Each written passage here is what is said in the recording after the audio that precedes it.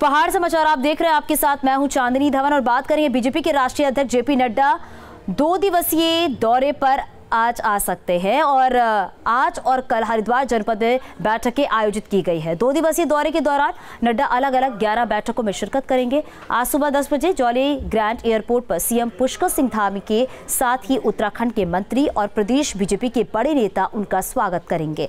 Airport से निकलने पर Bhaniyawala, Chhidarwala, Nepali farm, Raiwala, hotel Godwin तक कई जगहों पर जेपी नड्डा का स्वागत किया जाएगा। आज दोपहर 2 बजे जेपी नड्डा प्रदेश पदाधिकारियों, बीजेपी के जिला अध्यक्षों और मोर्चे के प्रदेश अध्यक्षों और महामंत्रियों की बैठक लेंगे। नड्डा शाम 5 बजे उत्तराखंड के सभी सांसदों और विधायकों की बैठक लेंगे और तीसरी बैठक सभी मंत्रियों और समितियों के साथ होगी।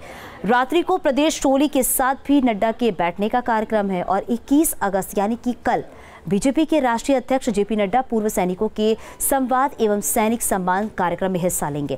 आगामी विधानसभा चुनाव के मद्देनजर जेपी नड्डा का ये दौरा जो है वो काफी अहम माना जा रहा है।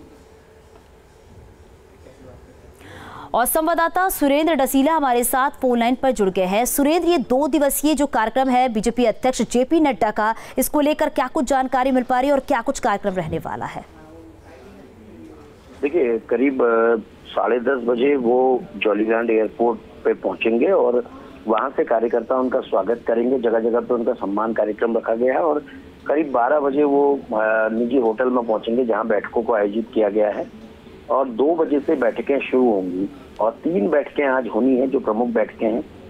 ये पूरा जो 2 दिवसीय दौरा है ये विधानसभा चुनाव के लिहाज से बहुत महत्वपूर्ण है। चुनाव संचालन समिति की जिम्मेदारी किसको दी जाएगी ये इसमें तय किया जाएगा। चुनाव में किस तरह से सरकार और संगठन काम करेंगे इस पर चर्चा होगी। मंत्रियों को उनकी जिम्मेदारी दी जाएगी और 5 महीने के वक्त में केंद्र और राज्य की योजनाओं को कैसे धरातल तक ले जाना है इस पर चर्चा होगी।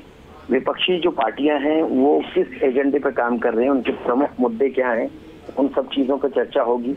और इसके साथ ही जो ऐसे ज्वलंत मुद्दे हैं जिन पर सरकार ने अभी तक कोई डिसीजन नहीं लिया है, चाहे वो देवस्थानम एक्ट का मामला हो या फिर इसके अलावा भू कानून का मामला हो, ऐसे कई मामले हैं जिन पर सरकार ने समितियां तो बनाई हैं लेकिन सीधे तौर पे अभी तक कोई डिसीजन नहीं हो पाए, तो इन मुद्दों पे भी चर्चा हो सकती है।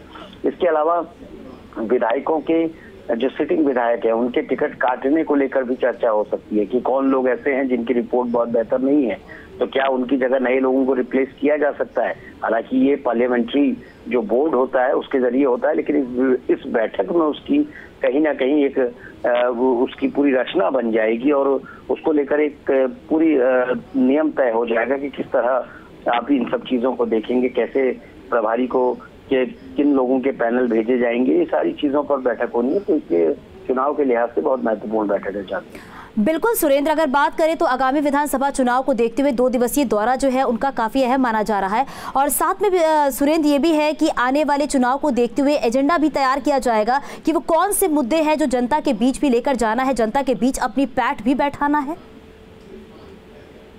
बिल्कुल, देखिए जिस तरह मैंने बताया कि केंद्र और राज्य की जो योजनाएं हैं उनको आम व्यक्ति तक कैसे पहुंचाया जाए और किस तरह कार्यकर्ता बूथ लेवल तक लोगों तक मैं संदेश भेजेंगे। मेरा बूथ सबसे मजबूत, ये बीजेपी नारा दे रही है, बूथ जीता चुनाव जीता, इस तरह के बीजेपी के जो नारे हैं इसका मतलब साफ है कि आप निचले स्तर तक जो अंतिम व्यक्ति है उस तक आप पहुंचने की कोशिश कर रहे हैं और उन्हीं सब चीजों पर चर्चा भी होनी है। एजेंडा पहले से ही तय है कि केंद्र और राज्य की योजनाओं को लेकर बात होनी है, लेकिन किस तरह से क्या टीमें काम करेंगी, चुनाव संचालन समिति को लीड कौन करेगा, किस नेता को क्या जिम्मेदारी दी जाएगी, ये सारी चीजें इन 2 दिवसीय बैठकों में तय होंगी। बिल्कुल सुरेंद्र, क्योंकि आगामी चुनाव को देखते हुए कहा जा रहा है एक चुनौती भी नजर आ रही है और इसी के तहत ये डिसाइड भी किया जाएगा कि किस नेता को कौन सा काम देना और कैसे जनता तक पहुंचना है। बहुत शुक्रिया इस पूरी जानकारी के लिए सुरेंद्र।